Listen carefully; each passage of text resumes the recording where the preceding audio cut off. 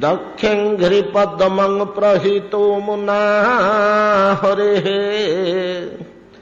कृतावतारस्य दुरत्ययं तमः पूर्वैतरन् जननखमण्डलं त्विषा यदर्चितं ब्रह्म भवादिभिः सुरैः श्रिया च दिव्या मुनिभिः ससात्वतैः गोचारणायानुचरैश्चरत वने जदगोपिकानां कुच कुङ्कुमाङ्कितम्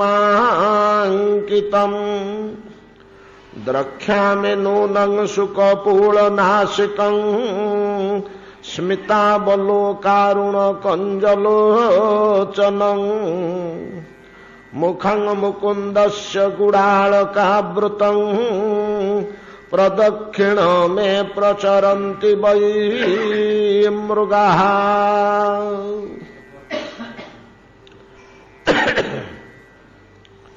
श्रीपाद सुखदेव गोस्वामी कहते महाराज परीक्षित अक्रूर रामकृष्ण को आनयन करने पथरे गभीर भगवत चिंतन एकाग्र चित्त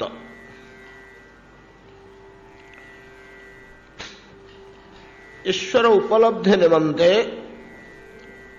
आमर सनातन शास्त्रगण कहउछन्ति जे गोटे अनन्य शब्दर बहुल प्रयोग करुचन्ति। अनन्य भक्ति, अनन्य चिंता, अनन्य साधना बहु क्षेत्र में अनन्य शब्दटी लगुच। ये अनन्य शब्दटीर तात्पर्य होचे न अन्य माने गोटे भाव रे भावित। या कि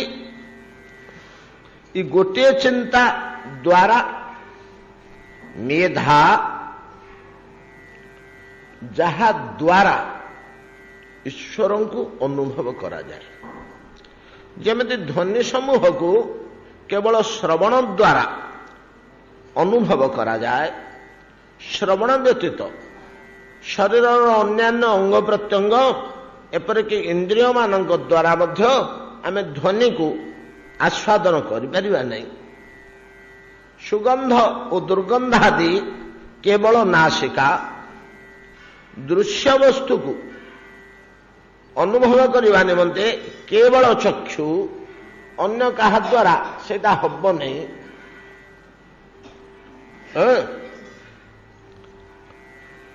गोटे गोटे कार्य एमाने गोटे गोटे संयुक्त। तात्पर्य समग्र विश्वटी परिदृश्यमान धूलिकणा जलकणा ठू आरंभ करी बृहत सूर्यमंडल पर्यंत अनंत ब्रह्मांड पर्यंत ये सबुड़िक पंचमहाभूतर निर्मित। सूक्ष्मभूत व स्थूलभूत ये पंचमहाभूत मध्य स्थूल और सूक्ष्म दुईटा अवस्था अच्छा। सूक्ष्म रूपटा आम देखा पाऊन, स्थूल मूर्तिटा को आम देखा पाऊँ पंचमहाभूतर। जेपरी प्रचुर जलराशि समुद्र रे, पुष्करिणी रे, नदी रे, ह्रद रे आम देखा पाऊँ एटा जलर स्थूल रूप। आउ गोटे जलर सूक्ष्म रूप अच्छी अदृश्य रूप जहाँ आकाश रे विद्यमान। आकाश रे कौन कम जल अच्छी कि?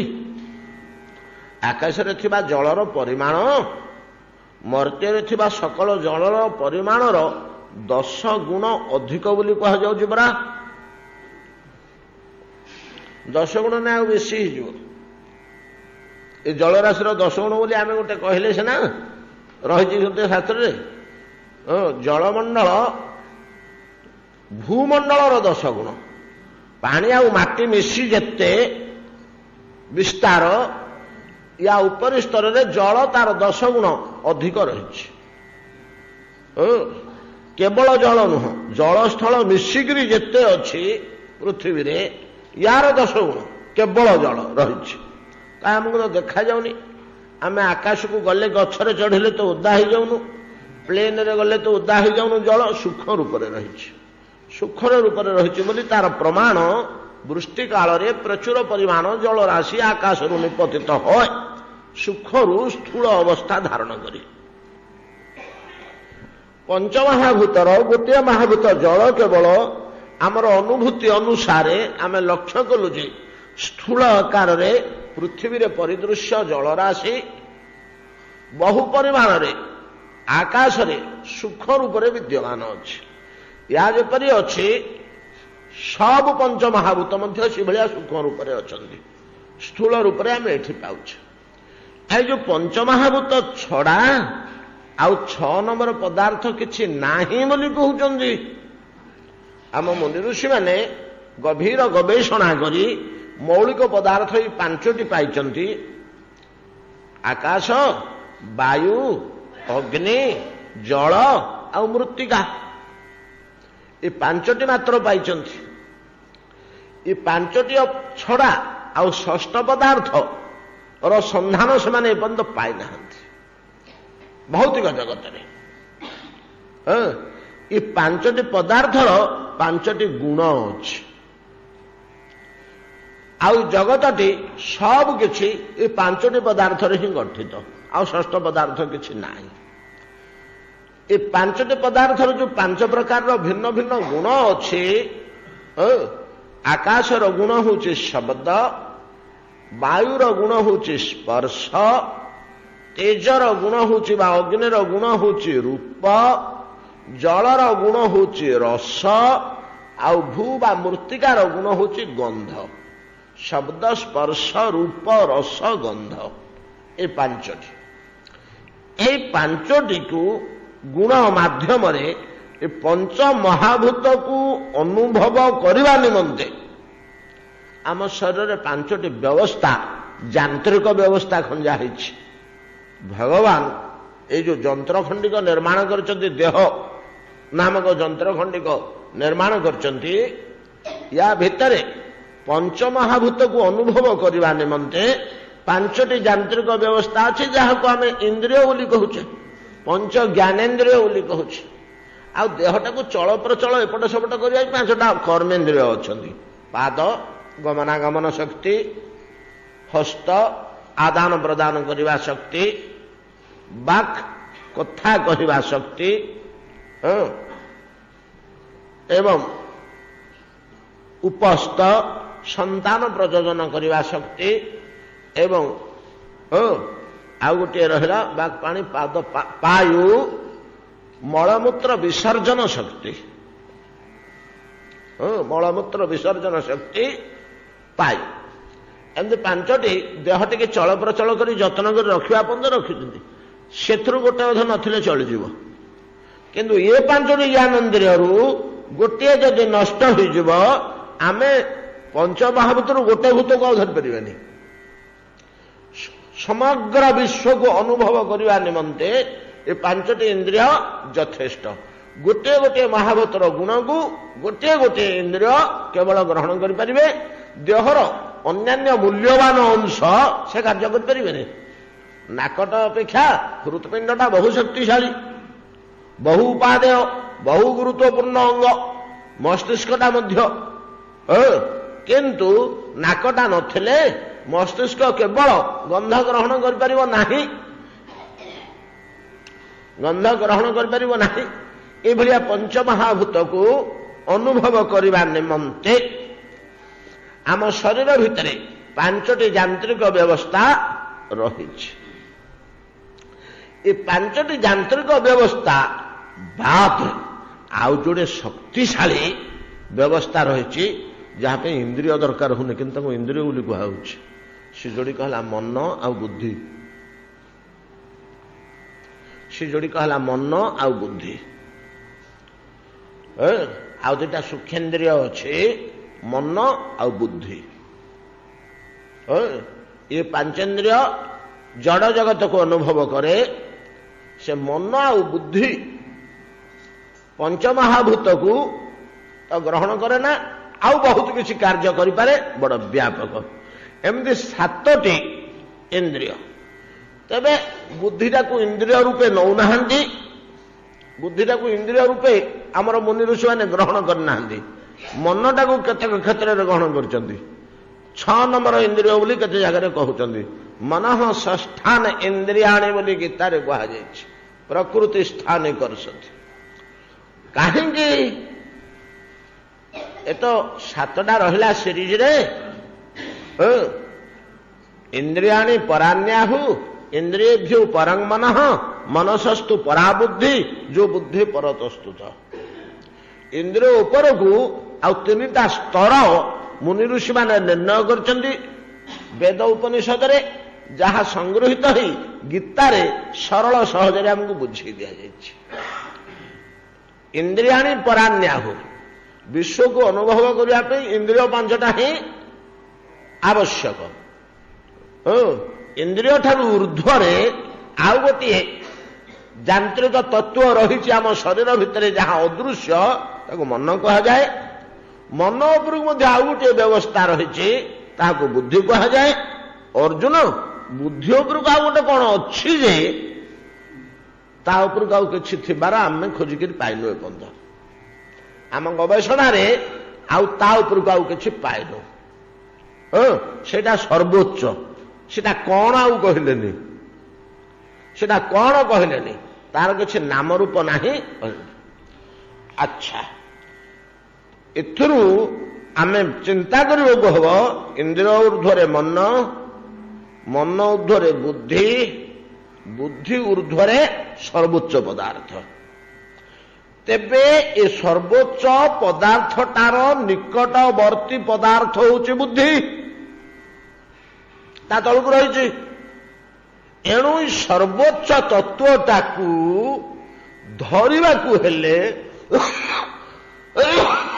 ବୁଝିବାକୁ ହେଲେ, ଅନୁଭବ କରିବାକୁ ହେଲେ କେବଳ ବୁଦ୍ଧି ଦ୍ୱାରା ହିଁ ଧରି ହେବ ସିନା, ଆଉ ଏଗୁଡାକ ଦ୍ୱାରା ଧରି ହେବନି, ଆଉ ଏଗୁଡାକ ଦ୍ୱାରା ଧରି ହେବନି। ଇନ୍ଦ୍ରିୟ ଦ୍ୱାରା ସେ ପରତତ୍ତ୍ୱଟାକୁ ଧରି ହେବନି। ବୁଦ୍ଧିର ଊର୍ଧ୍ୱରେ ଥିବା ପରତତ୍ତ୍ୱଟି କ'ଣ ଆପଣମାନେ ଅନୁମାନ କରିସାରିବେଣି ନାଇଁ କି? ତାହା ଆତ୍ମା ବା ପରମାତ୍ମା। ଏ 2ଟା ଜିନିଷ। ଆତ୍ମା ଆଉ ପରମାତ୍ମାକୁ ଗୋଟିଏ କରି ଏଠି କୁହାଯାଉଛି, 2ଟା କରି ଭେଦ କରୁନାହାନ୍ତି। ବୁଝିବା ପାଇଁ ପଛେ ଭେଦ କରାହେଇଛି। ଦେହ ଆଉ ତାର ଛାୟା ଭଳିଆ ଆତ୍ମା ଆଉ ପରମାତ୍ମା ଆମେ ବୁଝିବା ପାଇଁ ଆତ୍ମ ତତ୍ତ୍ୱଟା ଜଟିଳ ତ ତାକୁ ବୁଝିବା ପାଇଁ ତାକୁ 2 ଭାଗ କରାହେଇଛି। ଛାଇଟାକୁ ଦେଖେଇ ଦଉଛନ୍ତି, ଛାଇଟାକୁ ଦେଖେଇ ଦେଇକି ଏଇଟାକୁ ଧରି ଦେହଟାକୁ ଲକ୍ଷ୍ୟ କରେ। ଏଟା ତ କଥା ଆଉ କ'ଣ? ଆତ୍ମାଟାକୁ ତୁ ଧ, ଆତ୍ମା ମାଧ୍ୟମରେ ପରମାତ୍ମାଟାକୁ ଅନୁମାନ କର।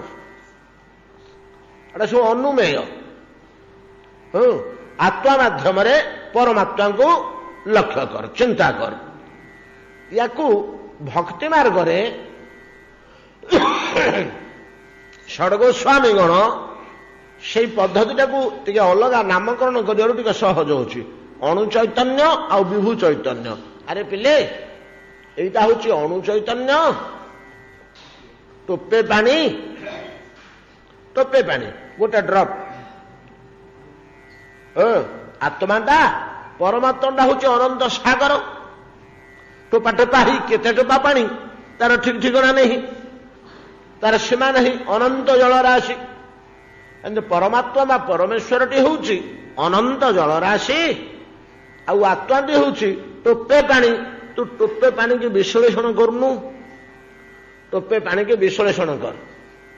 ଟୋପେ ପାଣିଟା ତରଳ, ସ୍ୱଚ୍ଛ, ସୁସ୍ୱାଦୁ, ଏଥିରେ ଯୋଡ଼ିଏ ହାଇଡ୍ରୋଜେନ, ଗୋଟେ ଅକ୍ସିଜେନର ଅଣୁ ରହିଛି। ବିଶ୍ଳେଷଣ କଲେ ସେ ଟୋପାଟାକୁ ଧରିକିରି ଆମେ ସମୁଦ୍ରଟାକୁ ଲକ୍ଷ୍ୟ କଲେ, ସମୁଦ୍ରଟା ଆଗ ତ ଏହା ଆଉ କ'ଣ ମ, ଏଇ ଧର୍ମୀ ଆଉ। ଏ ଟୋପାକର ଯୋଉ ଧର୍ମ, ଏ ସମୁଦ୍ରଟା ଆଗର ସେଇ ଧର୍ମ ଆଉ। ସମୁଦ୍ରଟାକୁ ତ ଆମେ ବିଶ୍ଳେଷଣ କରିପାରିବାନି ସହଜରେ, ଏତେ ଗୁଡ଼େ ଜଳରାଶି। ତେଣୁ ଟୋପାଟାକୁ ବିଶ୍ଳେଷଣ କରି, ଗୋଟିଏ ଡ୍ରପ ପାଣିକି ବିଶ୍ଳେଷଣ କରି, ଅଣୁ ଚୈତନ୍ୟ ଆଉ ବିଭୁ ଚୈତନ୍ୟ ଅଣୁ ଚୈତନ୍ୟଟାକୁ ଭଲ କରି ବୁଝି ପକେଇଲେ ତାକୁ ଧରି ବିଭୁ ଚୈତନ୍ୟଟା ଏଇଭଳିଆ କିନ୍ତୁ ଅନନ୍ତ, ଅପାର, ପ୍ରଚୁର, ବିରାଟ, ବିଶାଳ ବ୍ରହ୍ମ ବୋଲି ଅନୁମାନ କରିବା ନିମନ୍ତେ ଯେଉଁ ବ୍ୟବସ୍ଥା ରହିଛି, ସେଥିରେ এই ଉପରିସ୍ଥ ପରତତ୍ଵ ବୁଦ୍ଧି ଉପରକୁ ଥିବା ତତ୍ଵଟି ଆତ୍ମା ପରମାତ୍ମା ପ୍ରଭୃତି, ଅଣୁ ଚୈତନ୍ୟ ବିଭୁ ଚୈତନ୍ୟ ପ୍ରଭୃତି, ଜୀବାତ୍ମନ ପରମାତ୍ମନ ପ୍ରଭୃତି, ଜୀବ ପରମ ପ୍ରଭୃତି, କିଏ କୋଉ ଭାଷାରେ ତାକୁ କହିଛନ୍ତି, ଜୀବ ପରମ ପ୍ରଭୃତି କାହା ଦ୍ୱାରା ୟାକୁ ଧରି ହବ? କେବଳ ବୁଦ୍ଧି ଦ୍ୱାରା ବା ମେଧା ଦ୍ୱାରା। କେବଳ ବୁଦ୍ଧି ତତ୍ଵ, ଆମ ଶରୀର ଭିତରେ ଯୋଉ ବୁଦ୍ଧି ବୋଲି ଗୋଟିଏ ଜିନିଷ ଅଛି, ତାରି ଦ୍ୱାରା କେବଳ ୟାକୁ କିଛିଟା ଧରି ହବ, ଆଉ କାହା ଦ୍ୱାରା ଧରି ହବନି। ତେଣୁ ଉପନିଷଦ କହିଲେ, ଆରେ ପିଲେ, ଅବାଙ୍ଗ ମାନସ ଗୋଚର, ଅବାଙ୍ଗ ମାନସ ଗୋଚର, ବାଙ୍ଗ ପ୍ରଭୃତି ଇନ୍ଦ୍ରିୟ ଏବଂ ମନ, ୟା ଦ୍ୱାରା ତତ୍ଵ ଅଗୋଚର। ଆଉ ତାହେଲେ ତତ୍ଵ କିମ୍ଭୂତ ଗୋଚର, କାହା ଦ୍ୱାରା ତତ୍ଵକୁ ଆମେ ଆଉ ଧରିବୁ? ଗୀତା କହିଲେ, ଶାସ୍ତ୍ର ମଧ୍ୟ କହିଛନ୍ତି, ଉପନିଷଦ ବହୁ ଜାଗାରେ କହିଛନ୍ତି, ଏବଂ ବୁଦ୍ଧେ ପରମ ବୁଦ୍ଧ୍ୱା ସଂସଭ୍ୟାତ୍ମା ମହାତ୍ମନଃ। ମହାନ ବୁଦ୍ଧି ଦ୍ୱାରା ମହାନ ଆତ୍ମାକୁ ଲକ୍ଷ୍ୟ କର। ମହାନ ବୁଦ୍ଧି ଦ୍ୱାରା ମହାନ ଆତ୍ମାକୁ ଲକ୍ଷ୍ୟ କର। କ୍ଷୁଦ୍ର ବୁଦ୍ଧି, ସଂକୀର୍ଣ୍ଣ ବୁଦ୍ଧି, ମାନ୍ଦା ବୁଦ୍ଧି, ମାଖୁନା ବୁଦ୍ଧିରେ ଧରି ହବନି। ହେଲେ ଆଉ କଣ କରିବୁ ନା, ଗୋଟେ ବୃକ୍ଷ ଛେଦନ କରିବାର ପ୍ରୟୋଜନ ଅଛି। ତମ ପାଖରେ ଯେ କୁଠାର ଅଛି କି କଟୁରୀ ଅଛି, ତାକୁ ତୀକ୍ଷ୍ଣୀକୃତ କଲେ, ତମେ ତା ପୂର୍ବରୁ ତାକୁ କଣ କରୁଛ? ଟିକେ ତୀକ୍ଷ୍ଣୀକୃତ କରୁଛ ତ। ଗୋଟେ ବଡ କାମଟେ ଅଛି, ଆଉ କଟୁରୀଟାକୁ ଟିକେ ଘଷିକିରି ପଜେଇକିରି ତୀକ୍ଷ୍ଣ, ଗୋଟେ ବଡ କାମଟେ ଅଛି, ଖୁବ ଗୋଟେ ବିଶାଳ ଅରଣ୍ୟ ଅଛି, ଆମକୁ ଯିବାକୁ ହବ, ତାକୁ କାଟି କୁଟିକିରି ସଫା କରିକିରି ସେଠି ଆମକୁ କିଆରି ତିଆରି କରିବାକୁ ହବ। ଆମେ ଏମିତି ଗୋଟେ ବଡ କାମଟେ ଅଛି, କଟୁରୀଟାକୁ ପଜେଇକିରି ଆଣିଥାନ୍ତ। ଆମେ ଯେମିତି ତା ପୂର୍ବ ଦିନଠୁ କଟୁରୀକି ପଜେଇକିରି ରଖୁଛେ, ତୀକ୍ଷ୍ଣ କରିକିରି ରଖୁଛେ, ଯେମିତି ସହଜରେ ବନଚ୍ଛେଦନ କାର୍ଯ୍ୟ ସହଜ ହବ, ସୁବିଧା ହବ, ନହେଲେ ବଡ ଅସୁବିଧା ହବ, ବନଚ୍ଛେଦନ କାର୍ଯ୍ୟ ସମ୍ପୂର୍ଣ୍ଣ ହେଇପାରିବ କି ନାହିଁ? କିରେ କରିପାରିଲୁନି, ଆଜ୍ଞା କଟୁରୀଟା ତ କାମ କରୁନି, ଆଉ ଚୋଟେ ଜାଗାରେ 10 ଚୋଟ ପକେଇବାକୁ ପଡୁଛି। ଆଉ ଠିକ ତଦ୍ରୂପ ଈଶ୍ୱର ଉପଲବ୍ଧି ପୂର୍ବରୁ ବୁଦ୍ଧିକୁ ଶାଣିତ କରିବାକୁ ହୁଏ। ମେଧାକୁ ଶାଣିତ କରିବାକୁ ହୁଏ। ଶାଣିତ କରିକିରି ସେ ବୁଦ୍ଧିଟାକୁ ନିର୍ବାତ ଦୀପ ଶିଖା ତୁଲ୍ୟ ତୀକ୍ଷ୍ଣୀକୃତ କରି ଛୁଞ୍ଚି ଭଳିଆ ଏକଦମ ସରୁ କରି ସିଧା ଅନନ୍ୟ, ସେଟା ଆଉ ହଲିବାକୁ ହବନି, ଏକଦମ ସିଧା ଉପରକୁ ଉଠିବ। ହଲିଲେ ତା ବଳ କମିଯିବ, ହଲିଲେ ତା ବଳ କମିଯିବ। ତେବେ ଯାଇ ସେ ଟିକେ ନାକୁ ତାକୁ ସ୍ପର୍ଶ କରେ ନ କରେ ତା ଧାସ ଟିକେ ବାଜିଯିବ, କେତେବେଳେ ଟିକେ ବାଜିଗଲା, ନ ବାଜିଲା ନ ବାଜିଲା ଭଳିଆ ହେଇଗଲା। ସେତିକି ବେଳେ ଭଗବତ ତତ୍ତ୍ୱକୁ ଯାହା ଅନ୍ତଃକରଣ ଭିତରେ ଅନୁଭବ ହେଇଯିବ। ଏଇ ଗୋଟିକ ଉପାୟ ଆମର ଜ୍ଞାନ ଯୋଗାଦି ମାର୍ଗରେ ଦିଆହେଇଛି। ଭକ୍ତି ମାର୍ଗ ଟିକେ ଅଲଗା ଜିନିଷ। ଜ୍ଞାନ ଯୋଗାଦି ମାର୍ଗରେ ଶରୀର ଭିତରେ ଈଶ୍ୱର ଅନୁଭବ ନିମନ୍ତେ এই ବ୍ୟବସ୍ଥା ଆମର ରହିଛି। ବୁଦ୍ଧିକୁ ତୀକ୍ଷ୍ଣୀକୃତ ସାର୍ପ ଏକଦମ କରିବାକୁ ହବ। একদম তীক্ষ্ণ বুদ্ধি, তীক্ষ্ণ মেধা, শাଣିତ ବୁଦ୍ଧି ଦ୍ୱାରା ଖଟେଇଲେ ସେ ବୁଦ୍ଧିକି। ଭାଗବତ ତ ଗୋଟେ ବଢିଆ ସୁନ୍ଦର କଥା ଏଠି କହିଛନ୍ତି, ନାଇଁ କି? ଆମେ ଦାମ ବନ୍ଧନ ଲୀଳା, ଦାମୋଦର ଲୀଳାରେ ଆସୁଛି, ଆମେ କେତେଥର ଆଲୋଚନା କରିଛେ। ନ ଜମାପ ଯୋଗେ ନାମ କ୍ଷମଂ ପ୍ରବେଷ୍ଟଂ ତପସେରିତଂ ମନଃ। ଏଠି ମନ କହିଲେ ବୁଦ୍ଧିକି ବୁଝଉଛି ନା? ମନ ବୁଦ୍ଧି ତ ଗୋଟିଏ ଜିନିଷ ନା, ପଦାର୍ଥଟା ଗୋଟିଏ। ମନ ବୁଦ୍ଧି ତାର ଏ ପାଖଟା ମନ, ସେ ପାଖଟା ବୁଦ୍ଧି। ଯେମିତି ଗୋଟେ ସ୍କ୍ରୁ ଡ୍ରାଇଭର ଅଛି ଯେ ତାର ସେ ପାଖଟା ସ୍କ୍ରୁ ଖୋଲୁଛି, ଏ ପାଖଟା ଚାରିକଣିଆ ସ୍କ୍ରୁ ଖୋଲୁଛି। ଗୋଟେ ଲୌହ ଦଣ୍ଡ, ତାର ଦି ପଟେ ଦି ପ୍ରକାରର ସ୍କ୍ରୁ, କେତେକ ସ୍କ୍ରୁ ଅଛି ତାର କଣା ଚାରିଟା, ଆଉ କେତେକ ସ୍କ୍ରୁ ଅଛି ସେଟା ହାଣିଲା ଭଳିଆ ଠିକ ଅଧା ମଝିରେ ଗାରଟେ ଅଛି। ଦି ପ୍ରକାରର ସ୍କ୍ରୁ, ସେ ଦଣ୍ଡଟାର ଦି ପଟେ ଦି ପ୍ରକାର ଅଛି। ସେମିତିକା ମନର ବା ମନ ଆଉ ବୁଦ୍ଧି ବୋଲି ଯାହାକୁ ଆମେ କହୁଛେ, ସେ ଗୋଟିଏ ଅନ୍ତଃକରଣ ବୃତ୍ତି, ତାର ଗୋଟେ ପାଖ ମନର କାର୍ଯ୍ୟ କରେ, ଗୋଟେ ପାଖ ବୁଦ୍ଧିର କାର୍ଯ୍ୟ କରେ। ତେଣୁ ଅନେକ ସମୟରେ ଶାସ୍ତ୍ର ଭିତରେ ବୁଦ୍ଧିକି ମନ ବୋଲି କୁହାଯାଇଛି, ମନକୁ ବୁଦ୍ଧି ବୋଲି କୁହାଯାଇଛି। ସେଠି ବୁଝିଯିବାକୁ ହବ, ସେଠି ବୁଝିବାକୁ ଅଛି। ମନ ଶବ୍ଦରେ ବୁଦ୍ଧିକୁ କୁହାଗଲା। ତ ଗୋପ୍ୟନୁ ଧାବନ ନ ଜମାପ ଯୋଗିନାଂ କ୍ଷମଂ ପ୍ରବେଷ୍ଟଂ ତପସେରିତଂ ମନ, କ୍ଷମଂ ପ୍ରବେଷ୍ଟଂ ତପସେରିତଂ ମନ। ଗୋପୀ ଗୋଟେଇଛି, ଆମେ ଦାମୋଦର ଷ୍ଟକରେ ପଢୁଛେ। ଅଥ ଦ୍ରବନ୍ତମ୍, ଦ୍ରବନ୍ତମ୍ ଦୁଡ଼ିକିରି ପଳେଇଲା ଯେତେବେଳେ ଗୋପାଳ, ତା ପଛରେ ଯଶୋଦା ଗୋଟେଇଛନ୍ତି, ତତେ ଧରିବି ଚଣ୍ଡାଳ ଅଛି ଯିବୁ କୁଆଡେ, ଗୋଡେଇଛନ୍ତି ତା ପଛରେ। କାହା ପଛରେ ଗୋଡେଇଛନ୍ତି? ହଁ, ଜମ୍ ଯୋଗିନାଂ ତପସେରିତ ବୁଦ୍ଧି ନ ଆପ। ତପସ୍ୟା ଦ୍ୱାରା ଶାଣିତ ବୁଦ୍ଧି କି ପଠେଇଲେ ଯୋଉ ପରତତ୍ୱକୁ ଭଗବାନଙ୍କୁ ଧରିବାକୁ ସମର୍ଥ ହୁଏ ନା, କାହାର? ନା ଯୋଗୀ ମାନଙ୍କର। ଯୋଗୀମାନେ ତପୋବଳରେ ତପସ୍ୟା ରୂପକ ଅଗ୍ନିରେ ଶାଣିତ କରିକିରି ବୁଦ୍ଧିକି ପଠେଇଛନ୍ତି। ଯାହା ପରମାତ୍ମାକୁ ଧରିବୁ ବୁଦ୍ଧିକି ପଠଉଛନ୍ତି, ସେ ବୁଦ୍ଧି ଧରିପାରେ ନା ଯାହାକୁ। ତା ପଛରେ ତୁ ଗୋଡେଇଛୁ ଗୌରୁଣ୍ଡେ ଧରି ପକେଇବୁ ବୋଲି। ଗୋପ୍ୟାନୁଧାବନ, ଅନୁଧାବନ, ପଶ୍ଚାତ ଧାବନ କରୁଛି ତା ପଛରେ। ଯେତେବେଳେ ଦହି ହାଣ୍ଡି ଭାଗି ଦେଇକିରି ମାର ପଳେଇଲେ ଗୋପାଳ, ସେତେବେଳେ ରାଗରେ ମା ଗୋଡେଇଛି, ଧରିବି ତତେ। ସେ ଭୟରେ ପଳାଉଛନ୍ତି ମା ମାରିବ ବୋଲି। ସେତିକି ବେଳେ ସୁଖଦେବ ଗୋସ୍ୱାମୀ ଏଇ ଶବ୍ଦଟିକୁ ପ୍ରୟୋଗ କରୁଛନ୍ତି। କୋଉଥିରେ ତୀକ୍ଷଣୀକୃତ କରାଯାଏ ବୁଦ୍ଧିଟାକୁ? ନା ତପସା, ତପସ୍ୟା ଦ୍ୱାରା ବୁଦ୍ଧିକି ତୀକ୍ଷଣୀକୃତ କରାଯାଏ। ତପସ୍ୟା କହିଲେ କଣ? ନା ସବୁ ପ୍ରକାର ସାଧନା ତପସ୍ୟା। 3 ଘଣ୍ଟା ଧରିକିରି ଗୀତା ପଢିବା, ଭାଗବତ ପଢିବା, ବେଦାଧ୍ୟୟନ କରିବା, ସ୍ୱାଧ୍ୟାୟ, ମନ୍ତ୍ର ଜପ, ସବୁଗୁଡାକ ତପସ୍ୟା। ବ୍ରତ, ଉପବାସ, ଦାନ, ତୀର୍ଥ, ସବୁଗୁଡାକ ତପସ୍ୟା ଭିତରେ ଯିବ। ଦେହକୁ ଦୁଃଖ ଦେଇ ସାଧନ କରାହଉଛି, ତଦ୍ୱାରା ମନ ଯେତେବେଳେ ତୀକ୍ଷଣୀକୃତ ହଉଛି, ସେ ତୀକ୍ଷ୍ଣ ମେଧା ଦ୍ୱାରା ଈଶ୍ୱରଙ୍କୁ ଅନୁଭବ କରାଯାଏ। ଅକ୍ରୂର ଯେତେବେଳେ ପଥରେ ଯାଉଛନ୍ତି, ଏ ଚିନ୍ତନ ରୂପକ ପଥରରେ ତାଙ୍କ ବୁଦ୍ଧିଟା ଘଷା ହଉଛି। ବୁଦ୍ଧିଟାକୁ ଶାଣ ଦେଇ ଦେଇ ଯାଉଛନ୍ତି ବାଟରେ, ବୁଦ୍ଧିଟାକୁ ବାଟରେ ଶାଣ ଦେଇ ଦେଇ ଯାଉଛନ୍ତି। କିୟ ଅକ୍ରୂର, ତମର ବୁଦ୍ଧି ଏମିତି ଶାଣିତ ହଉଛି କାହିଁକି? ଏ ଚିନ୍ତନ ଦ୍ୱାରା, ସ୍ମରଣ ଦ୍ୱାରା, ଭାଗବତ ସ୍ମରଣ ଦ୍ୱାରା ବୁଦ୍ଧିକି, ମେଧାକୁ ଏମିତି ତୀକ୍ଷଣୀକୃତ କାହିଁ କରୁଛ? ନା ଏକଦମ ତ ଯଦି ତୀକ୍ଷଣ କରିକି ବୁଦ୍ଧିଟାକୁ ନେଇଥିବି, ତେବେ ତାଙ୍କ ପାଖରେ ପହଞ୍ଚିଗଲେ ସାଙ୍ଗେ ସାଙ୍ଗେ ମୋର କିଛି କାମ ହେଇଯିବ।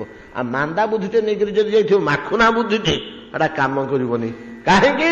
ନା ମୁଁ ଗଲେ ପରମାତ୍ମା ପୁରୁଷୋତ୍ତମ, ତ ଆମେ ପୂର୍ବୋକ୍ତ ବାକ୍ୟ ମାନଙ୍କରେ ପ୍ରମାଣ କରିଛନ୍ତି ଅକ୍ରୂର ଯେ ସାକ୍ଷାତ ଭଗବାନ ପୂର୍ବେ ବ୍ରହ୍ମା ପ୍ରଭୃତି ଲକ୍ଷ୍ମୀ ପ୍ରଭୃତି ଯାହାର ଚରଣକୁ ଅର୍ଚ୍ଚନା କରୁନ୍ତି, ସେଇତ ତା ଅପେକ୍ଷା ଅଧିକ ଅନୁଭବନୀୟ। ସେତେବେଳେ ସେମାନେ ସେଇ ଚରଣକୁ ଅର୍ଚ୍ଚନା କରି ଯେତିକି ଫଳ ପାଇଛନ୍ତି, ତା ପରବର୍ତ୍ତୀ ଗୋପକୁମାରଗଣ ଓ ଗୋପିକାଗଣ ସେଇ ଚରଣକୁ ଅର୍ଚ୍ଚନା କରି ଅଧିକା ଫଳ ପାଇଛନ୍ତି। ଏଟା ସବୁ ଆମର ପୂର୍ବରୁ ଆଲୋଚନା ସରିଛି। ମୁଁ ସେଇ ମନୋହର ମୂର୍ତ୍ତିକି ଆଜି ଯେତେବେଳେ ଦର୍ଶନ କରିବି, ମୁଁ ବୁଦ୍ଧିଟାକୁ ଯଦି ତୀକ୍ଷ୍ଣ କରିକି ନ ନେଇଥିବି, ତାହେଲେ ସହଜରେ ମୁଁ ତାକୁ ଅନୁଭବ କରିପାରିବିନି, ଧରିପାରିବିନି। ଯେତେବେଳେ ନିଶ୍ଚିତ ହେଇଗଲେ ସେ ଯେ ନ୍ୟୁନମ୍ ଦ୍ରକ୍ଷ୍ୟାମେ ନ୍ୟୁନଂ ସୁଖ ପୋଳ ନାସିକଂ ସ୍ମିତା ବୋଲୋ କାରୁଣ କଞ୍ଜଲୋଚନଂ ମୁଖଂ ମୁକୁନ୍ଦସ୍ୟ ଗୁଡାଳ କାବୃତଂ ପ୍ରଦକ୍ଷିଣଂ ମେ ପ୍ରଚରନ୍ତି ବୈ ମୃଗା। ମୃଗମାନେ ଯେତେବେଳେ ପ୍ରଦକ୍ଷିଣ କରି ପଳେଇଲେ, ବାମ ପଟରୁ ବାହାରେ ଦୂର ଦୂର ଦୂର ଦୂର ଦୌଡ଼ିକିରି, ମୃଗ ଗୁଡାକ ଭାରି ଚଞ୍ଚଳ ଜାତି, ଚମକିଲା ଭଳିଆ ସେ ଦୌଡ଼ିକିରି ପଳାଉଛନ୍ତି। ଆଗ ଦିକିରି ପଳେଇଲା ବେଳକୁ ନଦୀଟା, କୁଆଡେ ନଦୀରେ ପଶି ବୋଲି ବାହାରି ପଡ଼ିଲେ, ପୁଣି ପଛପଟେ ବୁଲି ପଡ଼ିଲେ, ରଥ ପଛପଟେ ବୁଲିକିରି। ଆଉ ତ ସାମ୍ନା ପଟେ ତ ଆସିଥିଲେ ନା, ଆଉ ସେମାନଙ୍କୁ ନ ଯାଇକି ଭୟରେ ପଛପଟକୁ ବୁଲି ପଡ଼ିଲେ, ଅରଣ୍ୟ ଭିତରେ ପଶି ଗୋଟେ ପ୍ରଦକ୍ଷିଣ ହେଇଗଲା ଅକୁଟରଙ୍ଗର। ଅକୁଟଙ୍କ ମନଟା ଉଲ୍ଲାସ ହେଇଗଲା। ହଁ, ସୂଚନା ମିଳିଗଲା, ଆଉ ମୃଗମାନେ ମତେ ଦକ୍ଷିଣାବର୍ତ୍ତରେ ପ୍ରଦକ୍ଷିଣ କଲେଣି, ନିଶ୍ଚୟ ଭଗବତ ଦର୍ଶନ ମୋର ହେଇଯିବ। ଆଉ ହରି ସାକ୍ଷାତକାର, ବିଭୁ ସାକ୍ଷାତକାର ସୁନିଶ୍ଚିତ। ଆଉ ଦ୍ରକ୍ଷ୍ୟାମି ନୂନ। କଣ ଦେଖିବ ନା, ଆଗ ତ ଏଗୁଡାକ ଦେଖି ପକେଇବି। ଆଉ କି ସୁନ୍ଦର ମୁହଁ, କି ସୁନ୍ଦର କପୋଳ, କି ସୁନ୍ଦର ନାସିକା, ସ୍ମିତାବଲୋକ ନବକଞ୍ଜ ଲୋଚନଂ ଲାବଣ୍ୟ ଧାମଂ। ସକଳ ଲାବଣ୍ୟ, ସକଳ ସୌନ୍ଦର୍ଯ୍ୟର ମୂଳସ୍ଥଳୀ ସ୍ୱରୂପ ଲାବଣ୍ୟ ଧାମ। ଲୋକ ଲାବଣ୍ୟ ନିର୍ମୁକୁତିଆ ଧାମ ଭଣ୍ଡାର, ମୂଳସ୍ଥଳୀ, ମୂଳ ଉତ୍ସ, ଯୋଉଠୁ ଲାବଣ୍ୟ ଗୁଡାକ ବାହାରେ। ଲାବଣ୍ୟର କାରଖାନା ସେଇଟା। ଲାବଣ୍ୟ କହିଲେ ପରମ ଶୋଭନୀୟ, ପରମ କମନୀୟ, ପରମ ନମନୀୟ, ପରମ ମନୋହର, ଚିତ୍ତାକର୍ଷକ, ହ୍ୟାଣ୍ଡସମ୍। ଲାବଣ୍ୟ ସୌନ୍ଦର୍ଯ୍ୟ, ଲାବଣ୍ୟ ଏକା ଜିନିଷ ହେଲେ ମଧ୍ୟ ଲାବଣ୍ୟ। ଆଉ ଏଗୁଡାକର ତ ଭାଷାନ୍ତର ନାହିଁ ଆମ ଓଡ଼ିଆରେ, ଶବ୍ଦ ଏପର୍ଯ୍ୟନ୍ତ ତିଆରି ହେଇନି। ଆଉ ଓଡ଼ିଆ ଭାଷା ଆମର 400-500 ବର୍ଷ ତଳର ତ ଆରମ୍ଭ ହେଲା ଚତୁର୍ଦ୍ଦଶ ଶତାବ୍ଦୀରୁ। ତା ପୂର୍ବର ଓଡ଼ିଆ କିଛି ଆମେ ପାଉନେ ଲେଖା। ଆରମ୍ଭର ଲେଖା ହଉଛି ଆମର ଶାରଳା ମହାଭାରତ। ଆଉ ଏ ଯୋଉ ସବୁ ବୋଲି ଗୁଡ଼ିକ ଅଛି, କିଛି କିଛି ଅଛି, କିଛି କିଛି ଦେଖାଯାଉଛି ନାବକେଳି ପ୍ରଭୃତି। ନାବକେଳି, ଗୋପକେଳି ପ୍ରଭୃତି କେତେ ଖଣ୍ଡ ଛୋଟିଆ ଛୋଟିଆ ବହି, ବଡ଼ ବହି ଆକାରରେ ଗୋଟିଏ ଶାରଳା ମହାଭାରତ। ତା ପୂର୍ବବର୍ତ୍ତୀ ଆଉ କୌଣସି ଓଡ଼ିଆ ଭାଷାର ବଡ଼ ବହି ଆମେ ପାଉନି। ଯେତେବେଳେ ଆମେ ଦେଖୁଛେ ଶାରଳା ମହାଭାରତର, ମୂଳ ମହାଭାରତର ଭାଷାକୁ ଦେଖିଲା ବେଳକୁ ଓଡ଼ିଆ ଭାଷାର ଶୈଶବ ଭଳିଆ ଦେଖାଯାଉଛି। ଭାଷାଟା ଯେତିକି ପୁରୁଣା ହେବ, ତେଣୁ ଆମ ଓଡ଼ିଆ ଭାଷାର ଶତକଡ଼ା 95 କି 98 ସଂସ୍କୃତ ନା। ଆଉ ଆମେ ଯେତେ କଥା ଭାଷା ହଉଛେ ଏଟା ସଂସ୍କୃତ ଶବ୍ଦ ଗୁଡାକ ନା। ଆଉ ଆମ ଦେଶଜ ଶବ୍ଦ ଖୁବ୍ କମ୍ କାଁ ଭାଁ କେତୋଟି ଶବ୍ଦ। ବୈଦେଶିକ ଶବ୍ଦ କିଛି ପଶିଛି ଅଳ୍ପ, ବୈଦେଶିକ ଶବ୍ଦ ଅଳ୍ପ, ଦେଶଜ ଶବ୍ଦ ଖୁବ୍ ଅଳ୍ପ। ନିଜର ଭାଷା ଆମର ଉତ୍କଳୀୟ ସ୍ୱତଃ ଯୋଉଟା ସୃଷ୍ଟି ହେଇଯାଇଛି। ନହେଲେ ସଂସ୍କୃତ ଭାଷାଟା ହିଁ ଟିକେ ଶିଥିଳୀକୃତ ହେଇ, ଢିଲା ହେଇ, ନିୟମ ବହିର୍ଭୂତ ହେଇ ଆମର ଓଡ଼ିଆ ଭାଷା ଯେତିକି ଯେତିକି ପୁରୁଣା ହେବ ଭାଷା, ସେତିକି ସେତିକି ନୂଆ ନୂଆ ଶବ୍ଦ ବାହାରିବ। ଆମ ଲାବଣ୍ୟ ଶବ୍ଦର ଏପର୍ଯ୍ୟନ୍ତ ଗୋଟିଏ ଆପ୍ରୋପ୍ରିଏଟ ଶବ୍ଦ ଆମ ନିଜସ୍ୱ ପ୍ରାକୃତ ଭାଷା, କୌଣସି ପ୍ରାକୃତ ଭାଷାରେ ଏଟାର ହେଇନି। ବଡ଼ ଶବ୍ଦଟେ, ଟାଣୁଆ ଶବ୍ଦଟେ, ତ ନିଜସ୍ୱ ଶବ୍ଦ ପ୍ରାକୃତ ଭାଷାରେ କାହାର କିଛି ନାହିଁ। ତେଣୁ ଶାସ୍ତ୍ର ସିଦ୍ଧାନ୍ତ ଭଗବତ କଥା ପାଇଁ ସଂସ୍କୃତର ଆବଶ୍ୟକତା ପଡୁଛି। ସଂସ୍କୃତରେ ଆମେ ଯେତିକି ବୋଧ କରିବା, ଯେତିକି ପରିତୃପ୍ତି ପାଇବା, ପ୍ରାକୃତ ଭାଷାରେ ସେତେଟା ପାଇବା ନାହିଁ। ଯାହା ହଉ, ତ ଲାବଣ୍ୟ ଶବ୍ଦ ଶ୍ରୀମଦ୍ ଭାଗବତ 11 ସ୍କନ୍ଧର ଆରମ୍ଭରେ ଗୋଟେ ଶ୍ଲୋକରେ କହିଛନ୍ତି, ଲୋକ ଲାବଣ୍ୟ ନିର୍ମୁକୁତିଆ। ସୂର୍ଯ୍ୟ ଦେହରୁ, ସୂର୍ଯ୍ୟର ଗୋଟେ ମଣ୍ଡଳ ଅଛି, ସୂର୍ଯ୍ୟ ମଣ୍ଡଳ ଦେହରୁ ଯେମିତି ରଶ୍ମି କଣା ଆଲୋକ ଗୁଡାକ ଚତୁର୍ଦିଗକୁ ନିର୍ମୁକ୍ତ ହୁଏ, ମୁକ୍ତ ନିର୍ମୁକ୍ତ ଖୁବ୍ ବେଗରେ ଚାରିଆଡ଼କୁ ପଳେଇଯାଏ। ଯୋଉ ବସ୍ତୁ ଉପରେ ପଡେ ସେ ବସ୍ତୁଟି ଦୁଷେ। ଯୋଉ ବସ୍ତୁ ଉପରେ ପଡେ ସେ କିରଣଟା, ସେ ବସ୍ତୁଟା ଦୁଷେ। ଯୋଉ ବସ୍ତୁ ଉପରେ ସେଟା ପଡିପାରେ ନା କିରଣଟା, ସେଟା ଆମ ଆଖିକି ଦୁଷେ ନା। ପର୍ବତର ଗୁହା ଭିତରେ କଣ ଗୋଟେ ଭିତରେ ଅଛି, ସୂର୍ଯ୍ୟ କିରଣ ସେ ଭିତରୁ ପଶିକିରି ତା ଦେହରେ ପଡିପାରିଲାନି, ଆମକୁ ଦେଖାଗଲାନି। ଚାହିଁଲେ ସେ ଭିତରୁ କଣ ଦୁଷେ ନା, ଅନ୍ଧାରିଆ କଣ ଅଛି ତା ଭିତରେ କିଛି ଦୁଷୁନି। ବାହାରେ ଗଛଟେ, ପଥରଟେ, ପଶୁଟେ, ଲତାଟେ, ଫୁଲଟେ, ଜନ୍ତୁଟେ, ତା ଯାହା ଦେହରେ କିରଣଟା ପଡୁଛି ସେଟା ଦୁଷୁଛି। ସୂର୍ଯ୍ୟଙ୍କ ଦେହରୁ ଆଲୋକ ନିର୍ମୁକ୍ତ ହେଇ सकल लोक को जा ऊपर पड़ुची सेटा उद्भासित होउची प्रकाश पाउची देखा जाउची सी भलिया ये जगत रे जेते सौंदर्यमय पदार्थ सुंदर सुंदर पदार्थ आम देखा पाउचे से पद्मफुलटे हो कि सुंदर फलटे हो कि सुंदर दृश्यटे हो कि सुंदर इंद्रधनुटे हो कि सुंदर संध्याकालीन रूप शोभा हो कि कुसुमित कानन हो कि सुंदर देवतुल्य शिशुटे हो जिते जगह आमको लावण्य चमत्कारिता आसुची हृदय रे सेठी बुझे हम जे एटा लोक लावण्य निर्मुक्तिया भगवान श्रीकृष्ण देहरु सूर्य देहरु किरण विच्छुरित हला भलिया लावण्य चतुर्दिग को विच्छुरित होई जोठी टोपाटे पड़ी जाइए सेटा सुंदर हो जाइए कौन लावण्य धाम लावण्यर धाम शोभार मूल धाम ये जगत रे जोठी जेते आम शोभामय पदार्थ देखा पाउचे चित्ताकर्षक पदार्थ देखा पाउचे अपूर्व मनोरम दृश्य देखा पाउचे जो देखीदेले आमको आखि सुंदर तृप्तिर अवसाद नहीं जेते देखुले नुआ दिशु थाई ई भलिया गोटे सुंदर पदार्थ जगत रे आम जोठी पाउचे सेठी बुझिबाकू हबो जे ताहा भगवान स्वरूप लावण्य कणा छिटिकी आसला बेले गोटे टोपा एठी पड़ जाइए जोड़ी पड़ जाइए सुंदर हो जाइए सूर्यालोक जोड़ी पड़ जाइए उद्भासित होउची दुषी जाउची लावण्य धाम सकल लावण्य सकल शोभा जो ठारू विच्छुरित है जोठू आरंभ सकलर मूल केन्द्र जी एतादृश लावण्य धाम भवितापलंभन मुख मुकुंद गुड़ाका व्रतंग भगवान स्वरूप धाम जो लावण्य और माधुर्य और पराकाष्ठा केते तार परिमापक नाही तार परिमापक नाही जेहेतु से अनंत से केड़े सुंदर केड़े मधुर केड़े रुचिर ताकू वर्णना करने को जाए चेष्टा करचंदी केड़े सुंदर सेटा को बुझाइवाई चेष्टा करचंदी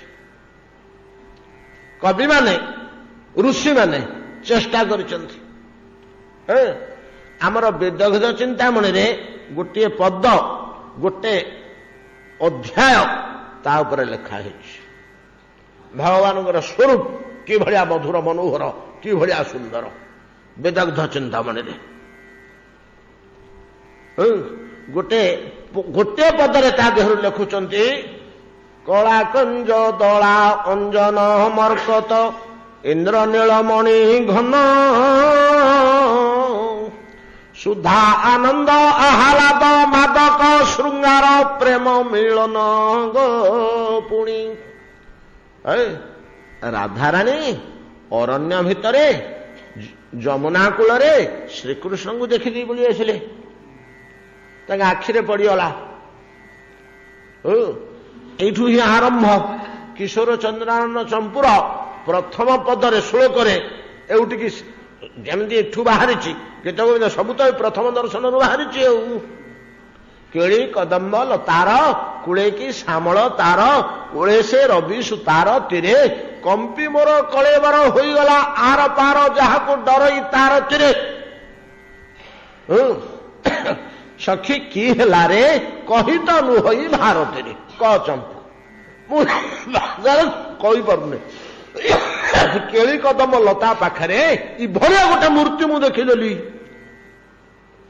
ई भलिया गोटे मूर्ति देखीदेली कि भलिया मूर्ति कौन देखिले एटे भाषा रे कहउछंती सेटा देखियो केमिति थिला से सौंदर्य से लावण्य से माधुरी कि भलिया थिला कला कंज दला अंजन मर्कत इंद्र नीलमणि घन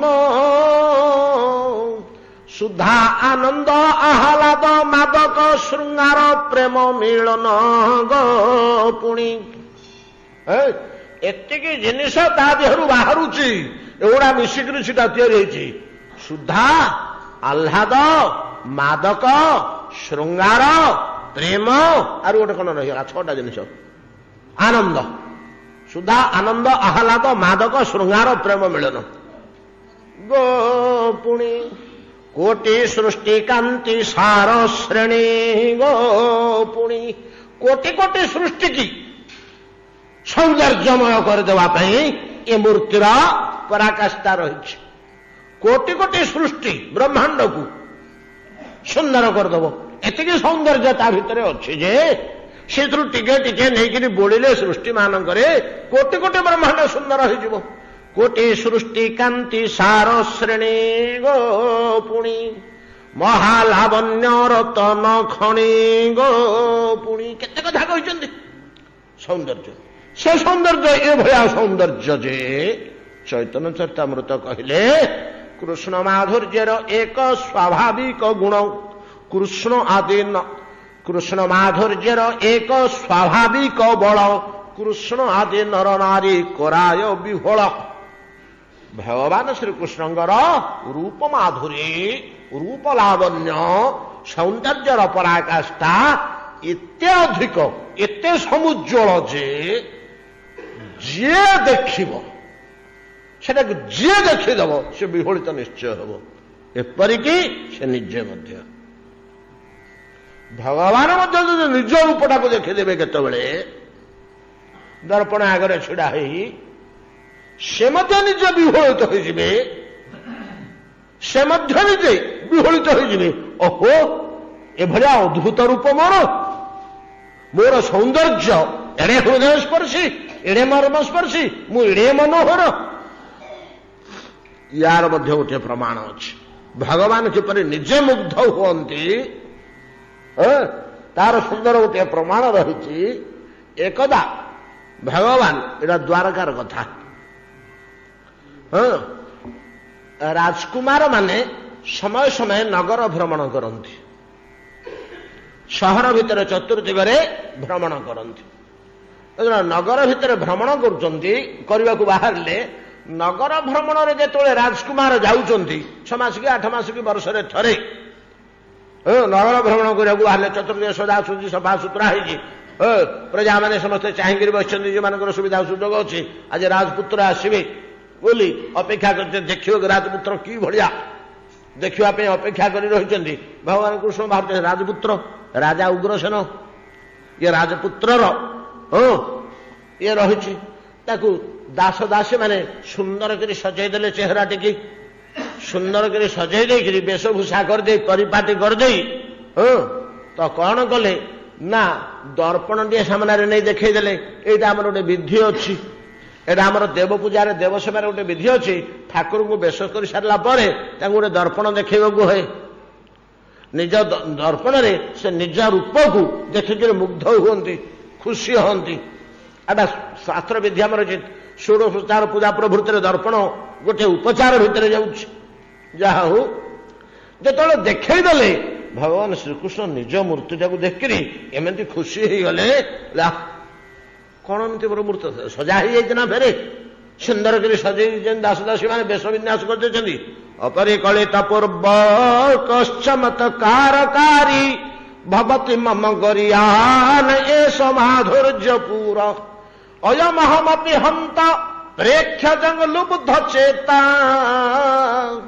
ସରସ ସମୁପଭୁକ୍ତୁ କାମଏ ରାଧିକେବ। ଗୋଟିଏ ସିଦ୍ଧାନ୍ତ ଶ୍ଲୋକ ରହିଛି, ଅପରିକଳିତ ପୂର୍ବଂ କଃ ଚମତ୍କାରକାରୀ ମମ ରୂପ। ମୁଁ ତ ଆଗରୁ କେବେ ଦେଖିନଥିଲି, କଳ୍ପନା ହିଁ କରିନଥିଲି ଯେ ମୋର ଲାବଣ୍ୟ, ମୋର ସୌନ୍ଦର୍ଯ୍ୟ, ମୋର ମନୋହର ମୂର୍ତ୍ତି ଏଡ଼େ ଚିତ୍ତାକର୍ଷକ, ଏଡ଼େ ହୃଦୟ ସ୍ପର୍ଶୀ। ଅପରିକଳିତ ପୂର୍ବଂ, ପୂର୍ବରୁ କଳ୍ପନା ହିଁ କରିନଥିଲି ମୁଁ ଏଡ଼େ ସୁନ୍ଦର ବୋଲି। ନିଜେ ଭଗବାନ ନିଜ ରୂପକୁ ଦେଖି ଖୁସି ହେଇଯାଉଛନ୍ତି। କୃଷ୍ଣ ମାଧୁର୍ଯ୍ୟର ଏକ ସ୍ୱାଭାବିକ ବଳ। କୃଷ୍ଣ ଆଦି ନର ନାରୀ କରାୟ ବିହୋଳ। ନିଜ କୃଷ୍ଣ ମଧ୍ୟ, ଭଗବାନ ମଧ୍ୟ ନିଜ ଲାବଣ୍ୟରେ ବିହୋଳିତ ହୋଇଯିବେ। ଏପରି ସୌନ୍ଦର୍ଯ୍ୟ ତାଙ୍କ ସ୍ୱରୂପକୁ ଆଶ୍ରୟ କରି ରହିଛି। ଅପରିକଳିତ ପୂର୍ବଂ କଶ୍ଚମତ୍କାରକାରୀ भवती मम गरियान एष माधुर्यपुर माधुर्यपुर माधुर्य समूह पुर समूह माधुर्यपुर एष एड़े बड़ सौंदर्य मोर अयमपि हंतं प्रेक्षजं लुब्ध चेता मो चेहराटा को देखिले मोर लोभ हो जाऊची कौन लोभ होची हो तुमर लुब्ध चेता ना मो सौंदर्य को मुझे केमती उपभोग करती ए महान सौंदर्य को देखिले गोटे वस्तुर सौंदर्य सीना उपभोग करने द्रष्टार लोभ हुए भगवान जो निज रूप निज आखिरे देखुंट द्रष्टा रूपे निजर हृदय लोभ जात होची चिंता करुचंती मोर माधुर्यटा को किए भोग करुचे मोर सौंदर्यटा को माने भोग करुचंती मो भक्त माने जार जो परिमाणर भक्ति से परिमाण लावण्य को भोग करुची भक्तिटा जार जेते प्रेम जार जेते भगवान को जे जेते मात्रा प्रेम करि पारुची भक्ति करि पारुची स्नेह करि पारुची ए लावण्य को से सेतिक परिमाण भोग करि जाउची एमानक भितरे तपरे किए अछि संपूर्ण लावण्यटा को किए भोग करुची कि केही तो संपूर्णटा को मोर भोग करि पारु नाहंती मु अनंत लावण्यमय अनंत प्रेममय तो नाहंती केही हाँ हाँ अच्छी जने केवल कामये राधिकेव मोर संपूर्ण लावण्य को भोग करुचे जने से होचे श्री राधा मते जदि मोर ई लावण्यटा को भोग करने को हब ताहले मते राधा तुल्य साधना कि उपासना कि आचरण करने को हब राधा तो न आसले ए लावण्यटा को पूर्ण मु अनुभव करिपारिबी नाही भगवान मध्य निज लावण्य प्रति लोभ आसी जाउछि तो अक्रूर पथरे चिंता करुछंती एतादृश जो लावण्यमय मनोहर मूर्ति सुंदर मूर्ति ताको तो आज निश्चित भाव दर्शन करी अप्यद्य विष्णुर मनुजम तयुष भारावताराय भुवो निजे छया लावण्य धामनो भविता पुलंभन मह्यं न स्यात् फलम अंजसादृश अप्यद्य विष्णु और मनुजत्व ईयुष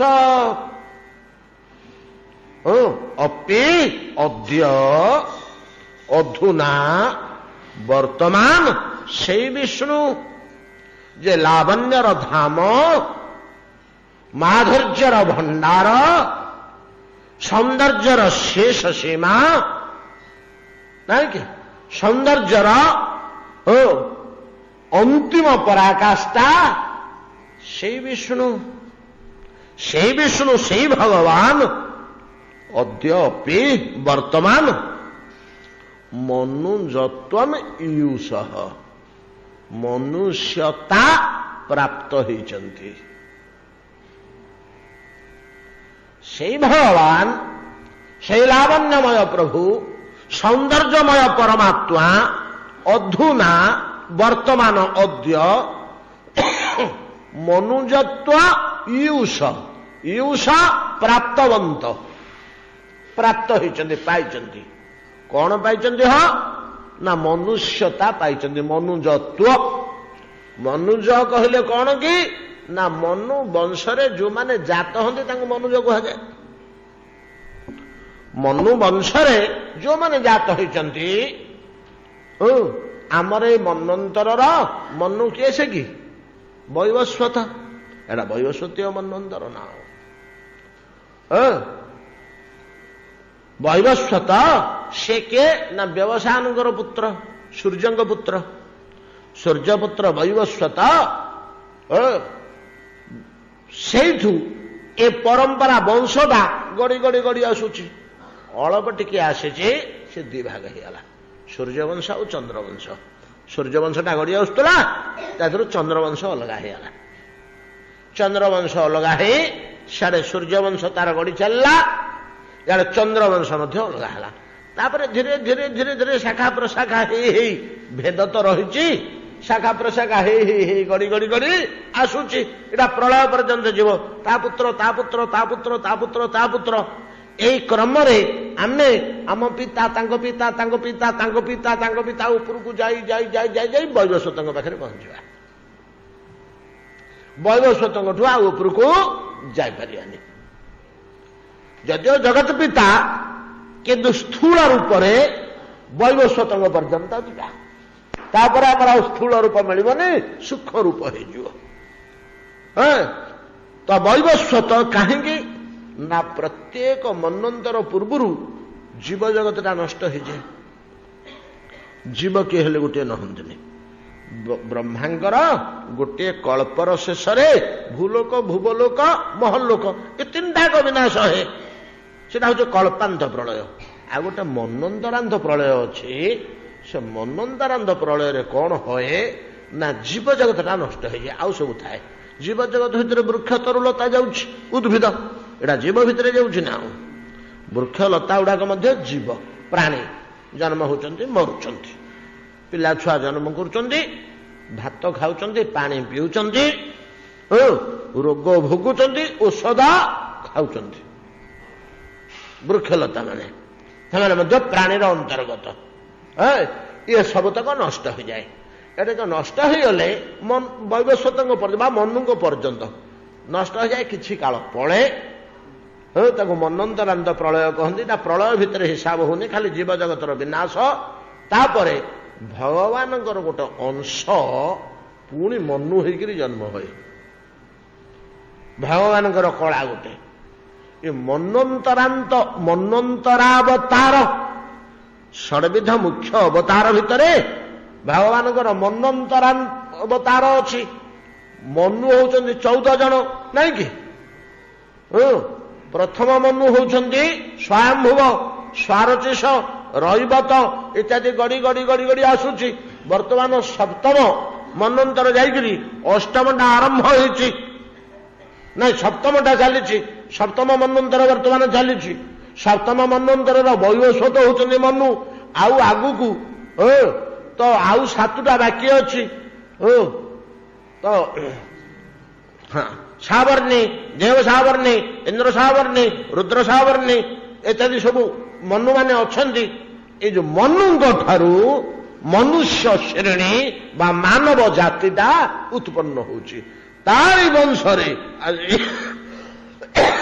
मूल लावण्य धाम भगवान परमात्मा परमेश्वर अपि अद्य वर्तमान मनुष्य देहरे हय कर्मफल भोग सीना जीव माने मनुष्य देहरे जन्म हंती भगवान कौन केबे मनुष्य देहरे जन्म हंती ना हंती नाई नाई हंतनी ना सीधि तो तुमको भगवान मूढ़ बोली कहले बुझीपारन बोली कोठी कहले आमको मूढ़ बोली गीतारे कहले अवजानन्ति मांग मूढ़ा मानुषी तनुमाश्रितम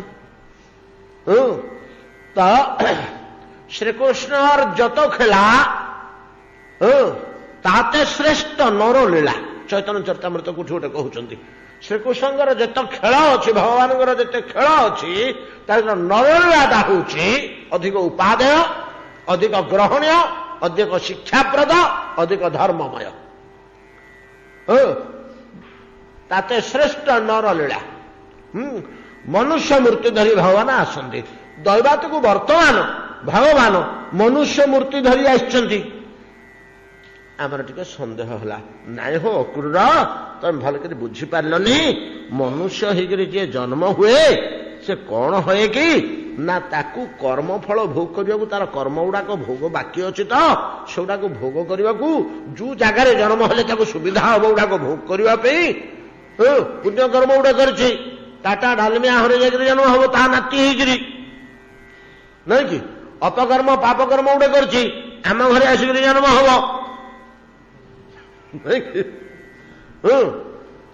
भात चकटिक लुण माँ खुआब बर्ण भिटा कौटू पाइब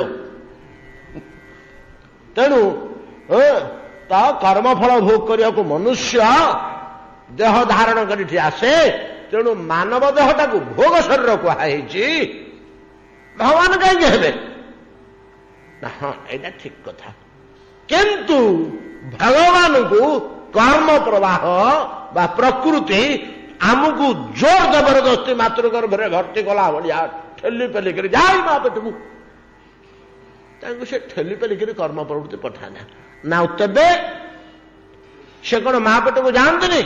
हाँ जाती, मातृ शरीर को जाती जे कर्म प्रवाह पठाए ना। आउ अप्याद्य विष्णुर मनुजत्व ईश भारावताराय भुवो निजे छया, तांको के जबरदस्ती पठाए ना, से निजको निजे इच्छा करी आसंती। हाँ तबे निजको निज इच्छा करी जो मातृगर्भ को आसंती। इठी मातृगर्भ कथा तो है आमर आलोचना प्रसंग इठी आम गोटे जिनिस मन रखियो कह भगवान केतेबेले हेले मातृगर्भ को आसंती नहीं, गर्भ को आसंती नहीं। आम जमी गर्भरे तैयारी हो 10 मास काल नहीं कि प्रथम मासे तुझे हेलु धवल वर्ण नहीं कि चतुर्थे अस्थि खंजा तोहरी से सिस्टम रे नहीं।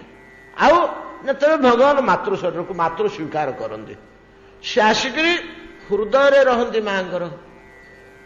मांकर हृदय रहती। हृदय कहीं रहती ना? समस्त हृदय तो भगवान अच्छा, भगवान तो समस्त हृदय अच्छा। पानी रे पानी मिश्रा भाया पूर्वर हृदय थिबा परमेश्वर सह मिशिक से रहती। जेतले जन्म हवा समय हंती माँ बुझे जे मो पेट बड़ काटुची, मोर आज छुआटे जन्म हम, मो देह बड़ ओजनिया लगुच, देखा अनुभूति सुजोग मायार प्रभाव मायार भागवती माया से गुड़ाक अनुभव करे। जितेबाला महाप्रभुंर जन्म हवा समय हुए से हृदय प्रकाश पाई जाती। हृदय कणा कर बाहर आवश्यक है ना, जब कणा कर पशिवा आवश्यक है ना, कणा कर बाहर आवश्यक ना, हृदय प्रकाश पाई जाती। एवं जिते से प्रकाश पाती हृदय सी गोटे व्यतिक्रम देखा बेले आम भलिया जन्म हुंती ना, निज मूर्ति से प्रथम ठिया हंती। जोड़ी जिते भगवान जन्म होती नर शरीर को आश्रय करी सेतेबेले से हृदय प्रकाश पाई चतुर्भुज मूर्ति कौटी द्विभुज जोटी जमी विष्णु मूर्ति तो पूरा प्रकाश पाती। यही कथाटा माँ देखे जाने आउ किए केमती जानते देखती आर मुहूर्त से भूली जाती। यहाँ मायार प्रभाव, मायार प्रभाव भूली जाती जे पिला बेले जन्म होला बेलू इटा कमी देखी मु आमती टाणुआ मुनि ऋषि मन रहा कश्यप मन रहा, कश्यप मन रहा, कश्यप तो वाक्य जाणी पकड़े बामन जन्म हेले स्वर्गरे से जन्म होती आज्ञा पार्टी कले जे कहू ना जन्म हो पिता पिता पिता पार्टी कले ये बसते भजन घोटे करते काश्यप से सब ठाकुर घोटे कर भितर बसि 16-17टा घर पखरा 17टा भारजा कोटी कोटी पिला छुआ ओड़ा किए बुझो सी से सब कौन भाषंतु मरंतु उड़ंतु बुड़ंतु ये आकर हरिभजन निश्चित से ध्वनि जाणी पकड़े कश्यप जे परमात्मा परमेश्वर आम घर को पड़ी आसले से अनुमान कर जन्म होगले सांगे सांगे माला फाला थोईदे दौड़िक गले आकुल टे दर्शन केत अंतर्धान हुए जानती विद्वान लोक श्रीमूर्ति मूर्ति प्रकाश पाई एटा बेसी समय रही दौड़ी गले द्वार मुहरे छड़ा बोले क्या हो क्या तुम पार्टी कर जन्म हु पार्टी कर पिताटी आड़ को आसतु गोटे कथा कहूँ अच्छे कौन भितर को जी प्रसूति घरटा मो गामुछा मारा हो न आसतु कौन कहूच ना मत टे व्रत कर दिंतु